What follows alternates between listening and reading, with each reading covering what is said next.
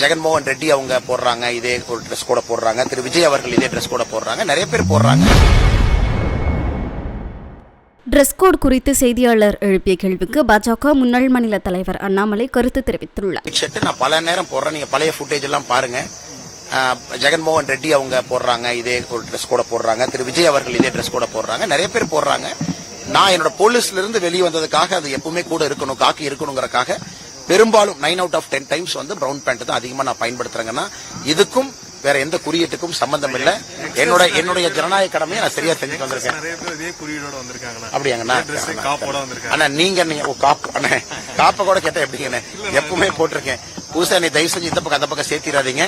நான் ஒரே பக்கம் தான் இருக்கேன், சரியான பக்கம் தான் இருக்கேன், நியாயமான பக்கத்துல தான் இருக்கேன். ஜனநாயக படுகொலை அப்படிங்கிற விஷயத்த சொல்றாங்க சார். பணப்பட்டுவாடா, இலவச பரிசு பொருள், தன்னுடைய கொள்கையை சொல்லி ஓட்டு கேட்காம, தன்னுடைய திட்டங்களை சொல்லி கேட்காம, இப்படி ஒரு பெரிய அதான் நீங்களே காட்டுறீங்களே, பத்திரிகை நண்பர்கள் காட்டுறீங்களே, உதயசூரியன் சின்னத்தை காட்டுறீங்க, QR கோட காட்டுறீங்க. கண்டிப்பா இந்த முறை தேர்தல் ஆணையம் இன்னும் சிறப்பாக செய்திருக்க வேண்டும் என்பது என்னுடைய கருத்து இல்ல, மக்களுடைய கருத்து. கடைசி 2-3 நாட்கள் விரும்பத்தகாத எத்தனையோ செயல்கள் தமிழ்நாடு முழுவதும் பண்ணிருக்காங்க, குறிப்பாக திராவிட முன்னேற்ற கழகம். அது இன்னைக்கு நம்ம பேசி பிரயோஜனம் இல்லை. இன்னைக்கு சாயந்தரத்துக்குள்ள எல்லாரும் ஓட்டு போறவங்கள ஓட்டு போடணும். மக்கள் இதெல்லாம் அக்கௌண்ட் பண்ணி வாக்களிப்பார்கள் என்று முழுமையாக நம்புகின்றோம். ஆனா நானும் அம்மா அர்ஜுன் அவங்க சொன்னதுல நானும் உடன்படுறேன். ஏன்னா அவ்வளவு பணம் கொடுத்து ப்ராசஸ் வீட்டியேட் ஆனதுக்கு அப்புறம் அது நியாயமான தேர்தலா இருக்குமா அப்படிங்கிற சந்தேகம் எனக்கு இருக்கு.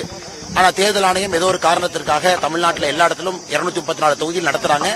வாக்காளர்கள் நம்புவோம், எல்லாம் மனசாட்சிப்படி நியாயமான முறையில் வாக்களிப்பாங்கன்னு வாக்காளர் பெருமக்களை நம்புவோம். செய்திகளை உள்ளது உள்ளபடி தெரிந்து கொள்ள ரெஃப்ளெக்ட் நியூஸை சப்ஸ்கிரைப் பண்ணுங்க.